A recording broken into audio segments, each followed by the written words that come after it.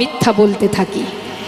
মনে মনে ভাবি আমি বড় চতুর, আমি যেটা বলছি কেউ যখন বুঝতে পারিনি তার মানে আমি ঠিক করেছি।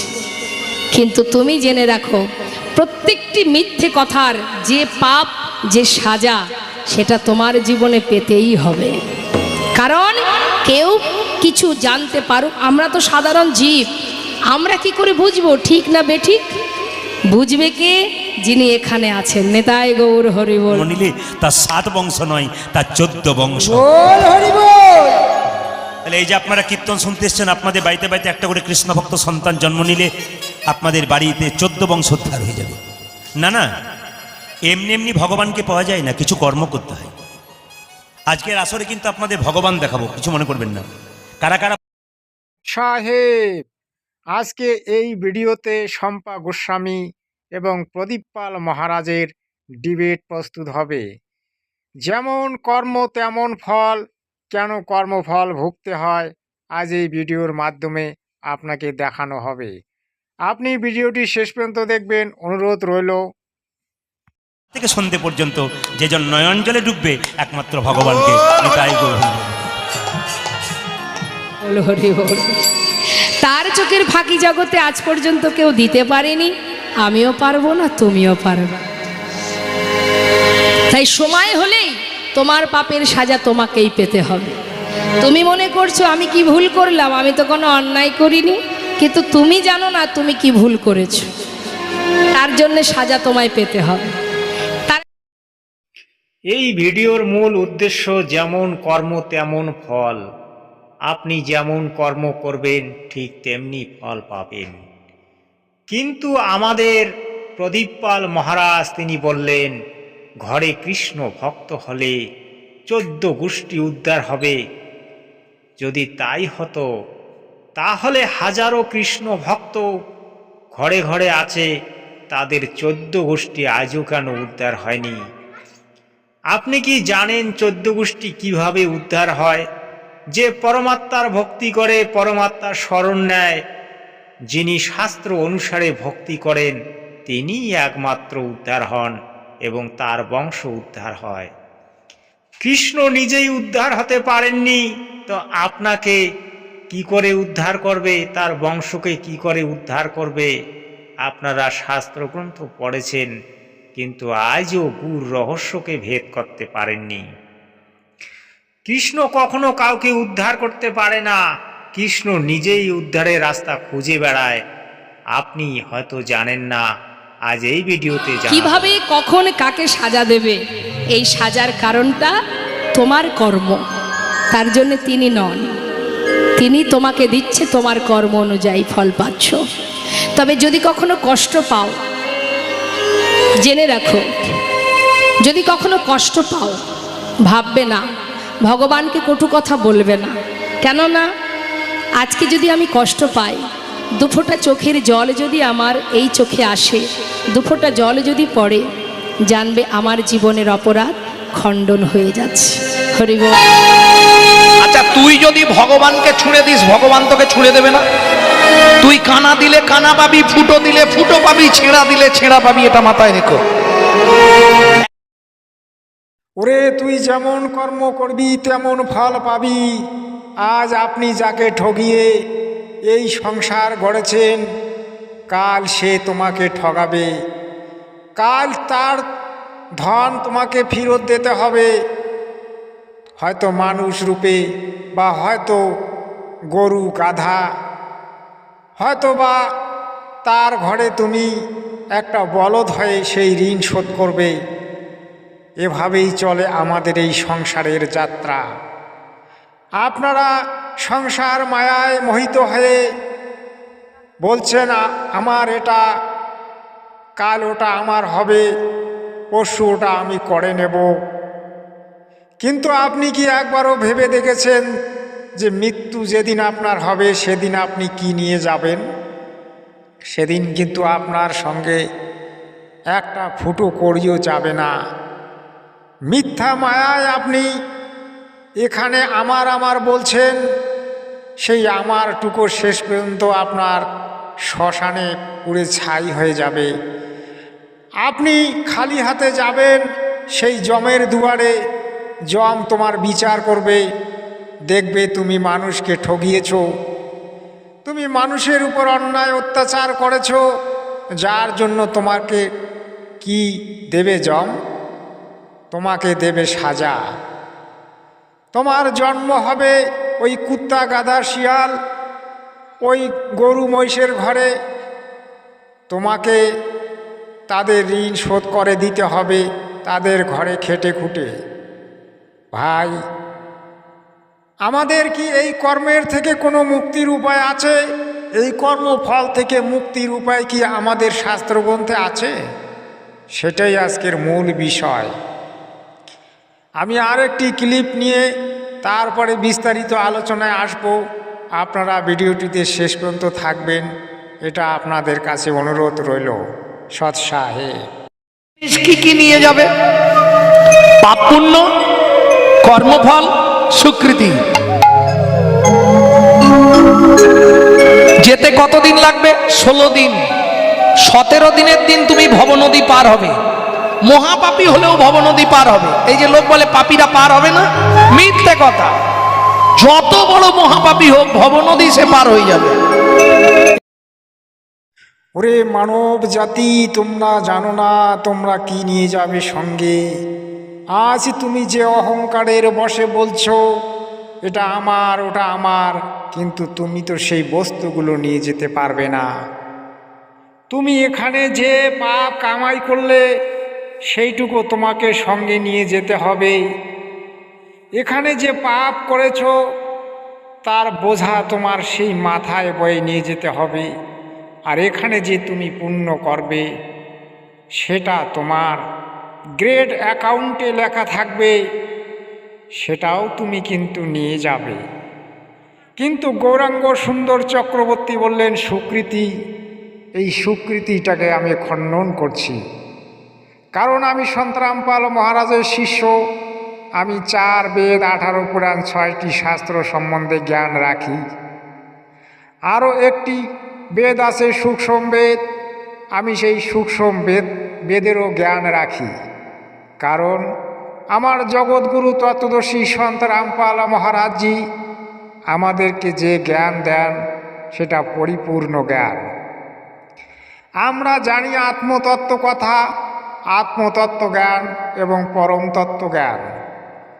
এই জীবনে মানুষ যা কিছু করে আর যা কিছু করার চেষ্টা করে সেটা এখানকার মায়ার কারণে করে। মায়াকে দেয়, মায়া আপনাকে দেয় ব্রহ্মা বিষ্ণু মহেশ্বর। ব্রহ্মা বিষ্ণু মহেশ্বর হচ্ছেন 3 গুণের অধিকারী। ব্রহ্মা রজগুণ, বিষ্ণু হচ্ছে শতগুণ, আর শিব হচ্ছে তমগুণ।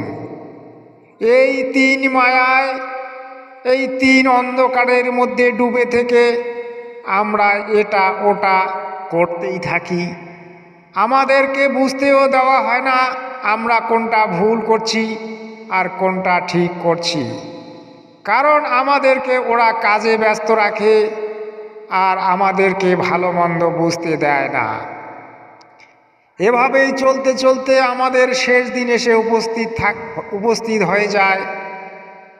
আমরা তখন কোনো পথ না পেয়ে মৃত্যুতে আমরা ঢলে পড়ি এবং যম আমাদেরকে ধরে নিয়ে যায়।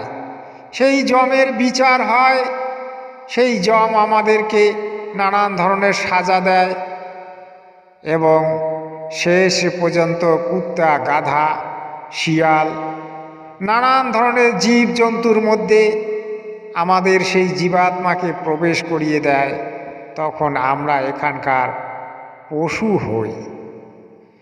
কিন্তু এই পশু এবং এই জীবজন্তুর যোনি থেকে মুক্তির কি কোনো উপায় আছে? আজকের বিষয়টি হচ্ছে সেটাই। আমি আজকে এই বিষয় নিয়ে বিস্তারিত আলোচনা করব। আপনারা ভিডিওটি শেষ পর্যন্ত দেখবেন এবং চ্যানেলটিকে সাবস্ক্রাইব করবেন। সৎ সাহেব দাদা ভাই, আপনারা জানেন প্রত্যেকটা কীর্তনিয়া বাংলার বুকে বলে কর্মফল ভোগ করতে হয়, কিন্তু আমি বলবো কর্মফল আপনাকে ভোগ করতে হবে না। কি কারণে ভোগ করতে হবে না? আপনি যদি সৎ ভক্তি করেন এবং সেই পরমাত্মার ভক্তি করেন, তাহলে কিন্তু আপনাকে কর্মফল ভোগ করতে হবে না। বল হরি বল। আর যত কষ্ট পাবো তত জীবনের হাজার হাজার অপরাধ দূরীভূত হয়ে যাবে মা। একদিন সমস্ত অপরাধ থেকে মুক্তি পেয়ে, সমস্ত জ্বালা যন্ত্রণা থেকে মুক্তি পেয়ে একদিন আমরা আমার গোবিন্দকে চিনতে পারবো, তার ভক্ত হতে পারবো এবং তার চরণে আশ্রয় পাবো, যদি তার প্রতি আমাদের বিশ্বাস ভরসা থাকে। সৎ সাহেব, আজ আমি শ্রীগুরু চরণে প্রণাম জানিয়ে আপনাদেরকে জানাতে চাই যে দেখুন, এই শম্পা গোস্বামী যে কথাটি বললেন এই কথাটি সম্পূর্ণ ভুল। কারণ শ্রীকৃষ্ণ কখনোই কাউকে মুক্তি দিতে পারবে না, আর শ্রীকৃষ্ণ কারো দুঃখ কষ্ট নিবারণ করতে পারবে না। এগুলি মন গড়া গল্প। কারণ শ্রীকৃষ্ণ হচ্ছে এই 84 লাখ যোনির মধ্যে তিনিও ভ্রমণ করতে থাকেন। কারণ তিনি হচ্ছেন সেই ব্রহ্ম, সেই জ্যোতি নিরঞ্জন, সেই কাল পুরুষের অধীন। এখানে যে থাকবে সে জন্ম চক্রাকারে চলতে থাকবে। শ্রীকৃষ্ণ বাস্তবে স্বর্গমত্ত পাতালের অধিপতি, তিনি সত্যগুণের অধিকারী, তিনি বিষ্ণুর অবতার, কিন্তু তিনি আমাদের দুঃখ কষ্ট দারিদ্রতাকে দূর করতে পারবেন না। আমাদের জন্ম মৃত্যুর রোগকে তিনি কাটতে পারবেন না। কারণ তার যে পরম পূজ্য সেই ব্রহ্ম, সেই কাল পুরুষ, সেই জ্যোতি নিরঞ্জন, যিনি গীতায় বিরাট রূপ দেখিয়েছেন, তিনিও পারেন না। আমাদের দুঃখ কষ্ট জ্বালা যন্ত্রণা পাপ থেকে একমাত্র মুক্তি দিতে পারেন পরমাত্মা। তিনি হচ্ছেন পূর্ণ পরমেশ্বর কবির দেব। এনারা কিন্তু আজও সেই তত্ত্ব খুঁজে পাননি।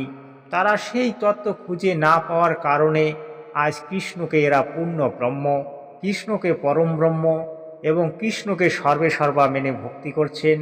এটা সম্পূর্ণ ভুল। মাত্র কৃষ্ণ 16 কলার অধিকারী, অর্থাৎ 16টা গুণের অধিকারী।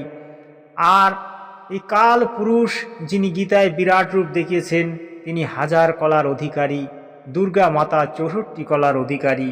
এরা কেউই আমাদেরকে মুক্তি দিতে পারবেন না। আর জন্ম চক্রের যে রোগ এরা কাটাতে পারবেন না। দেখা যায় না, অনুভব করতে হয়, ভগবানকেও অনুভব করতে হয়। যেদিন তোমার অনুভূতি শক্তি তৈরি হবে, যেদিন তুমি তোমার ভগবানকে জানতে পারবে, বুঝতে পারবে, যেদিন অনুভব করতে পারবে যে সে আছে, সে তোমার কাছে আছে, তোমার জীবনে কষ্ট আসার আগে সে তোমার কাছে এসে হাজির হবে। তাই গৌর হরিবোল হরিবোল। আপনারা এতক্ষণ ধরে অনেক তত্ত্বকথা শুনলেন শম্পা গোস্বামী, তারপরে প্রদীপ পাল এবং গৌরাঙ্গ চন্দ্র চক্রবর্তীর মুখ থেকে। আজ এই ভিডিওর শেষে আমি বলতে চাই যে আমাদের ভিতরে আত্মা এবং আত্মার উপরে পরমাত্মা। যতক্ষণ পর্যন্ত না আমরা পরমাত্মার সন্ধান পাব এবং পরমাত্মার ভক্তি না করব, ততক্ষণ পর্যন্ত আমাদের এই জন্ম মৃত্যুর রোগ চলতেই থাকবে। আর আমরা দুঃখ কষ্টের মধ্য দিয়ে চলতে থাকব। যে কৃষ্ণের কথা শম্পা গোস্বামী বললেন, সেই কৃষ্ণ বারবার এই পৃথিবীতে জন্ম নেয়, কখনো রাম রূপে, কখনো কৃষ্ণ রূপে, কখনো চৈতন্য মহাপ্রভু রূপে। বিভিন্ন রূপ ধারণ করে তাকে জন্ম নিতে হয় এবং পাপ কর্মের ফল ভোগ করতে হয়। তিনি সেই ত্রেতা যুগে রাম রূপে জন্ম নিয়েছিলেন, আর যে বানরের রাজা সুগ্রীবকে তিনি আড়ালে হত্যা করেছিলেন। তার ফলে তাকে এই দাপর যুগে কৃষ্ণরূপে বেদের হাতে মরতে হয়েছিল। তাহলে বলুন, কৃষ্ণ কোথায় পাপ থেকে মুক্তি পায়? কৃষ্ণ কি করে আপনার পাপ কর্মের ফল থেকে আপনাকে রক্ষা করবে? কারণ যিনি নিজেই রক্ষা হন না, তিনি কি করে আপনাকে রক্ষা করবেন? আসলে এরা মিথ্যা বলছে, এরা সত্য জানে না। এখানে আছে সে, অহরহ তোমার কাছে আছে। অনুভব করো, বুঝতে শেখো, তখন তুমি দেখতে পাবে প্রতিটি পাতায় পাতায়, প্রতিটি রন্ধ্রে রন্ধ্রে, প্রতিটা জায়গায়, প্রতিটা জিনিসের মধ্যে তিনি তোমার কাছে আছে। শেষে আবারও আমি বলছি যে আমাদের আত্মা সেই হৃৎপিণ্ডের মধ্যে থাকে, সেটা হচ্ছে হৃদঘর। আমাদের আত্মা আমাদের এই শরীরটাকে পরিচালনা করে। আসলে যেমন সাপ যেমন কুশ ফেলায়, ঠিক তেমনি আমাদের এই যে আত্মা, এই আত্মা একটি আবরণ নিয়ে আছে। এই আবরণ থেকে যখন আত্মা বেরিয়ে যায় তখন এই আবরণটি মৃত্যু মুখে পতিত হয়, আর এটাই আমরা মৃত্যু বলি। কিন্তু আসলে মানুষের কোনো মৃত্যু হয় না। এই যে আবরণরূপী দেহটি, এটি পরে রয়ে যায়, আর আমরা আবার সেই ভগবানের কাছে গিয়ে পৌঁছে যাই। তিনি আমাদেরকে পুনরায় আবার কোনো জীবের ঘটে বা কোনো মানুষের দেহে প্রবেশ করিয়ে আবার তিনি আমাদেরকে জন্ম দেন। এভাবে আমাদের জন্মচক্র চলতে থাকে। আজকের ভিডিও এটাই। আপনাদের কেমন লাগলো আপনারা কমেন্টসে জানাবেন। সৎসাহে।